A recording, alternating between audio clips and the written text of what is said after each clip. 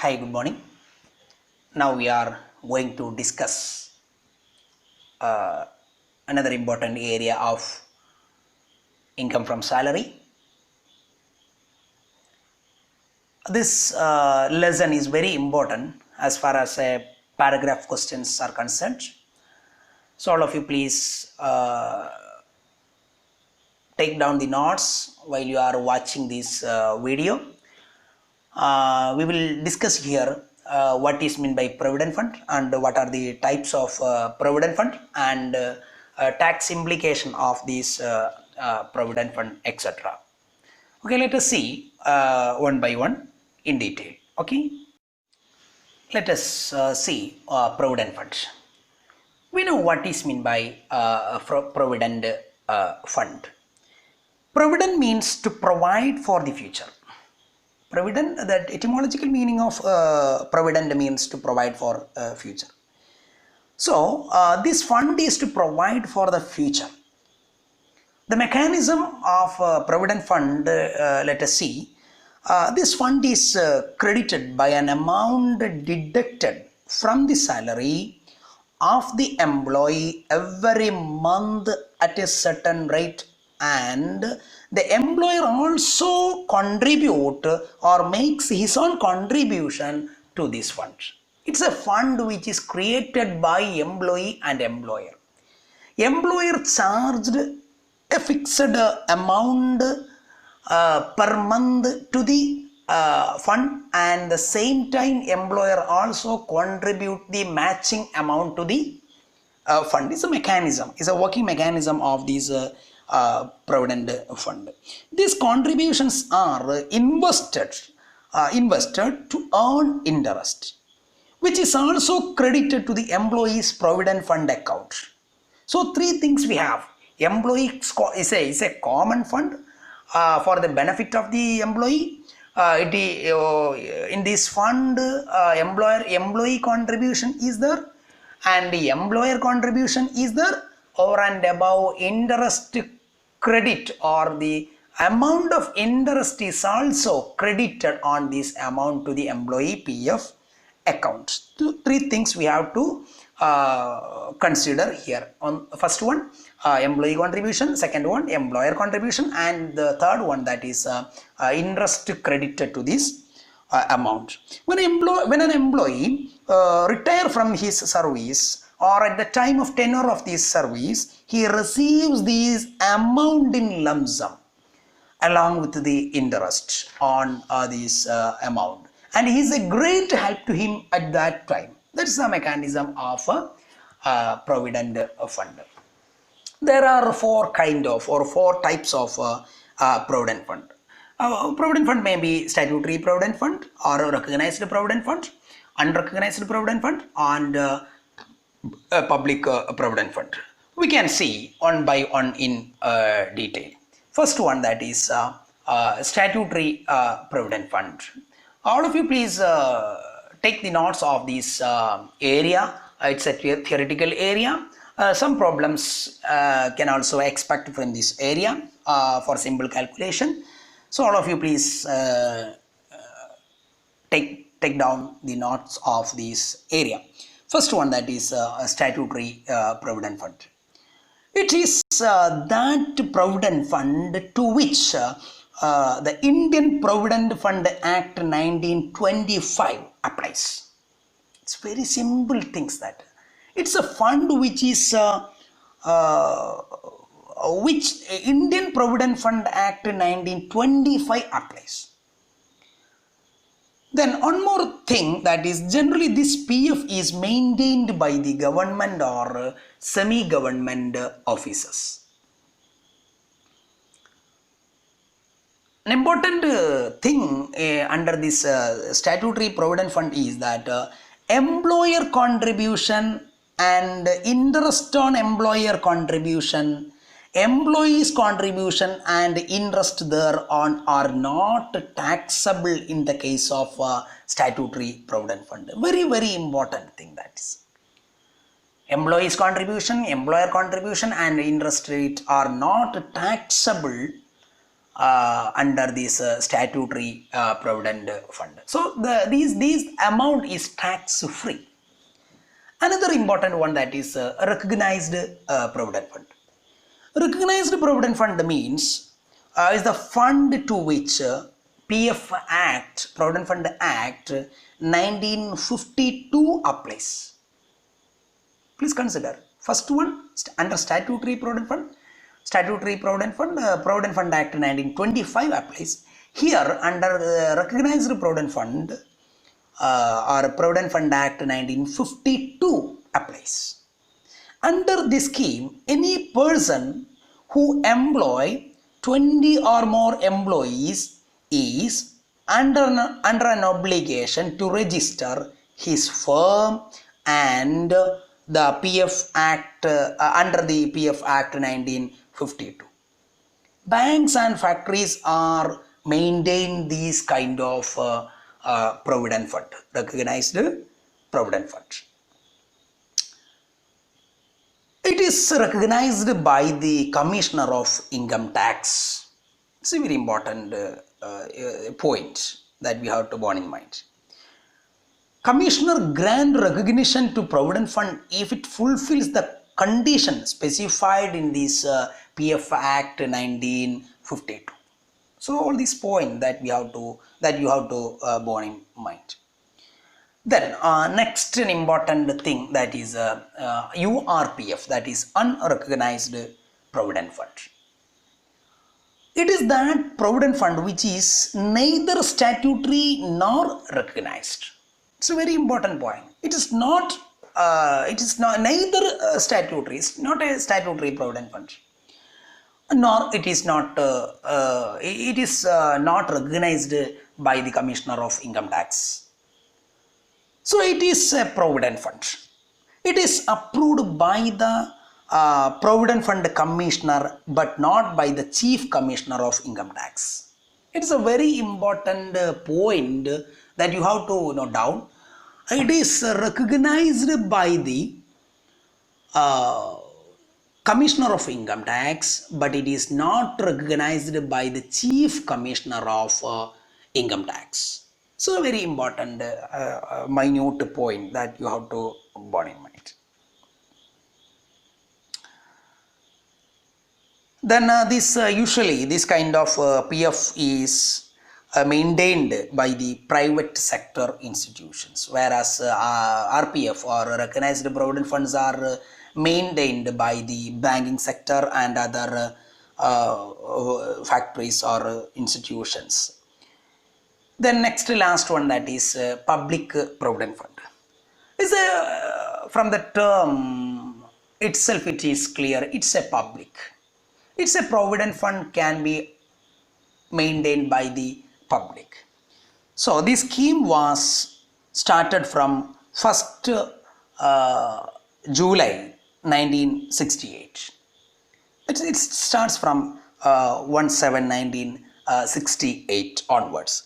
Under this scheme, any individual or institution can maintain this fund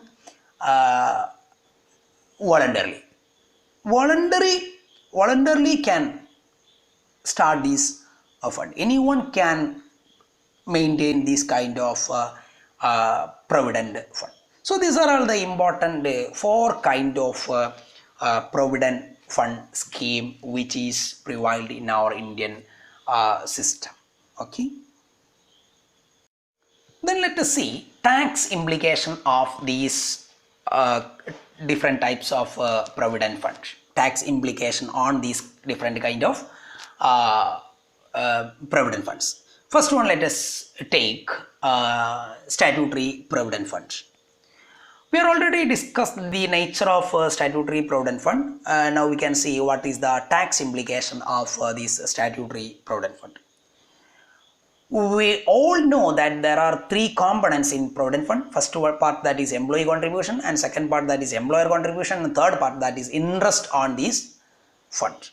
Let us see, in SPF, employee contribution included in his income, but it is not taxable. We are already discussed in our previous slide contribution made by the employee to this fund, that is included in his income.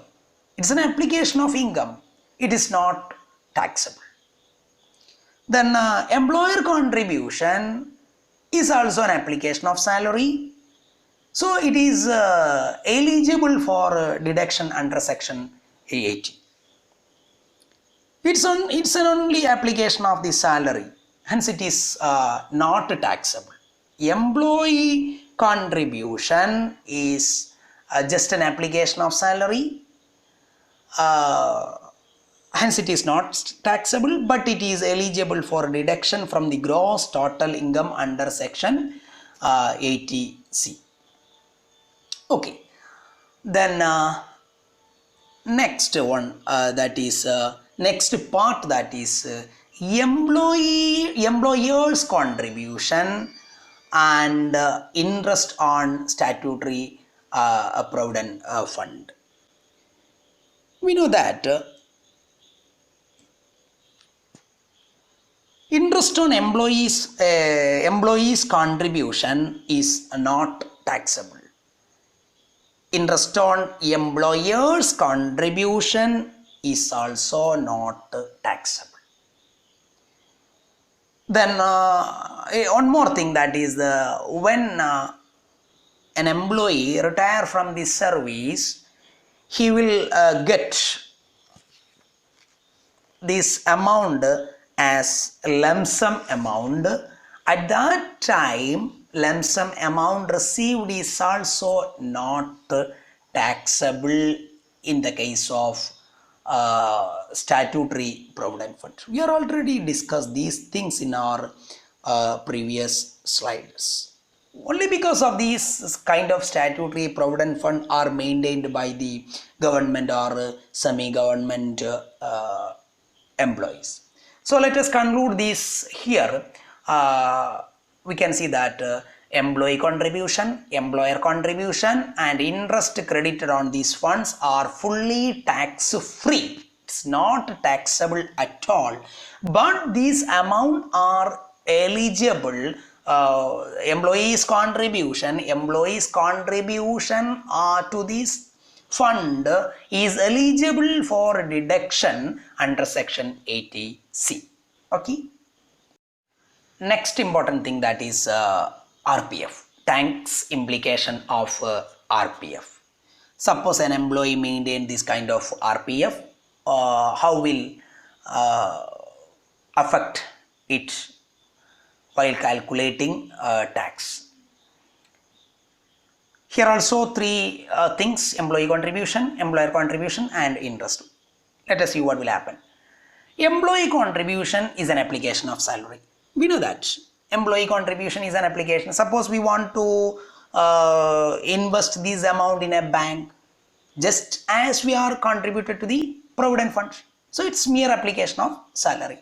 Hence it is not taxable, but it is eligible for a deduction under section 80C as in the case of statutory provident fund. We know that.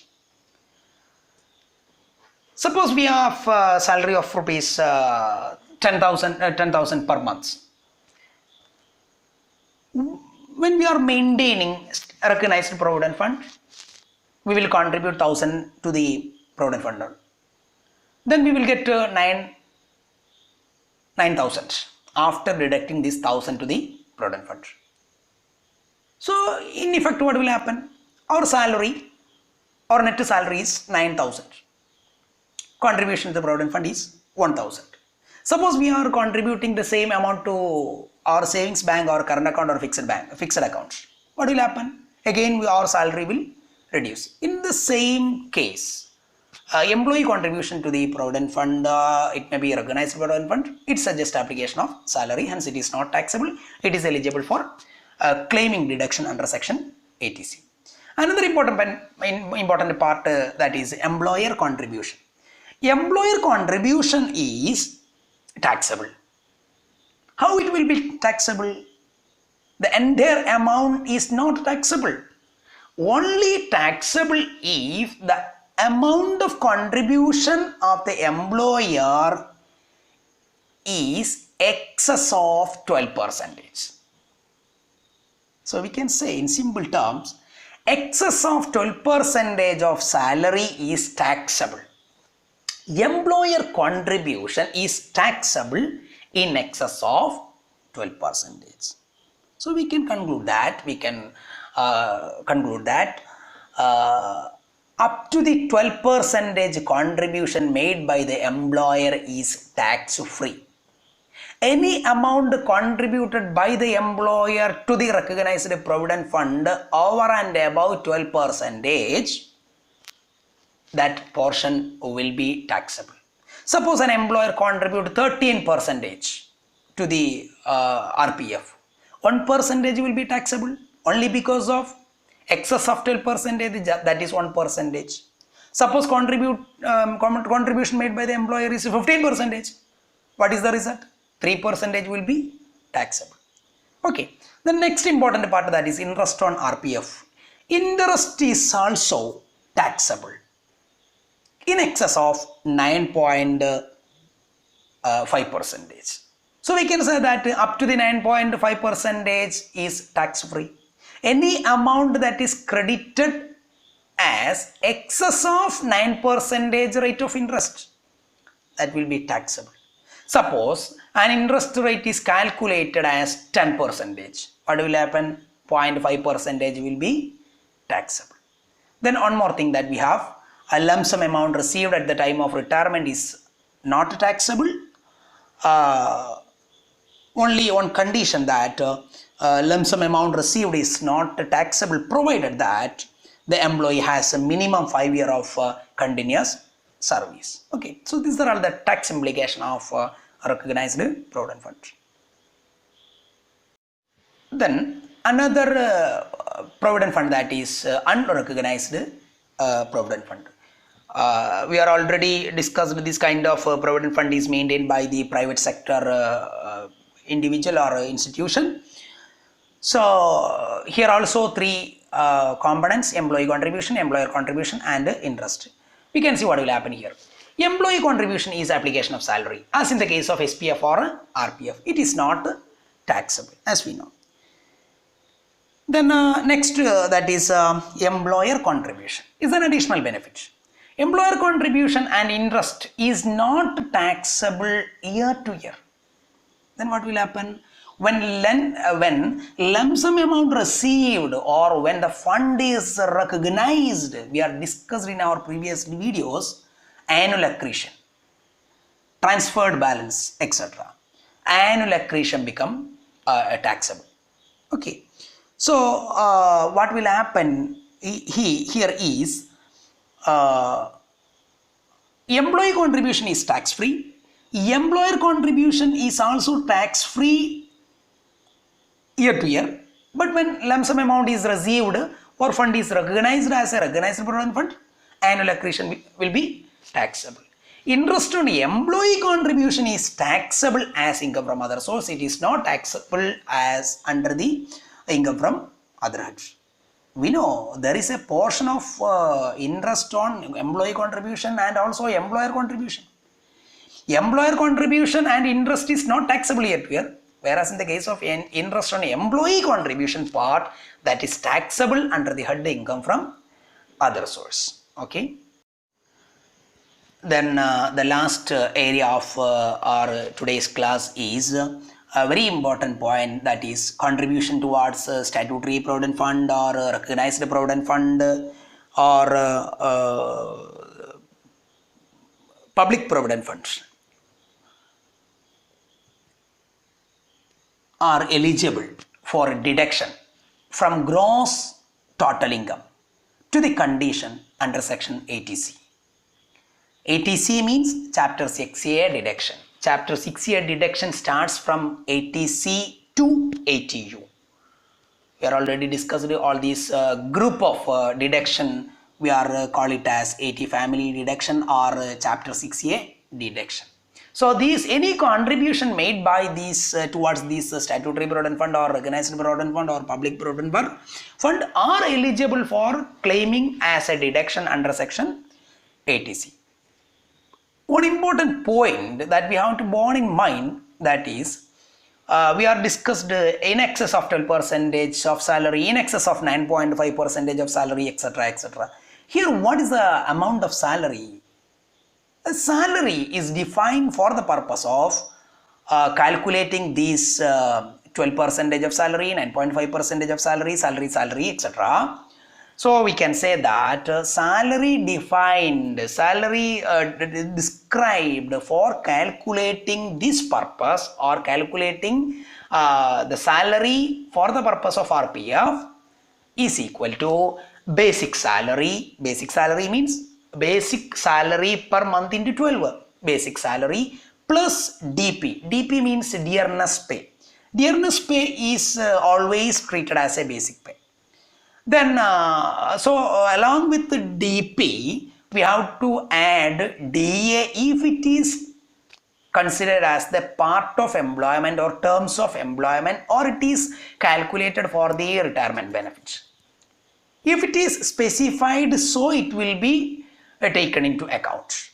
Then again added commission on fixed percentage of turnover, and exclude all other allowances or perquisites. Only we have to take three things for calculating salary for the purpose of recognized provident fund. That is basic salary plus DP or DA. DP means dearness pay, is same as in the case of DA, but always it is considered as a dearness pay. Basic pay. Then DA always we will not taken into account. DA if it is specifically or it is particularly mentioned as it is as a part of terms of employment, and the commission on fixed percentage of sales or fixed percentage of turnover. So these three things contribute the salary for the purpose of recognized provident fund. Okay, let us conclude here today's our discussion. All of you, thank you.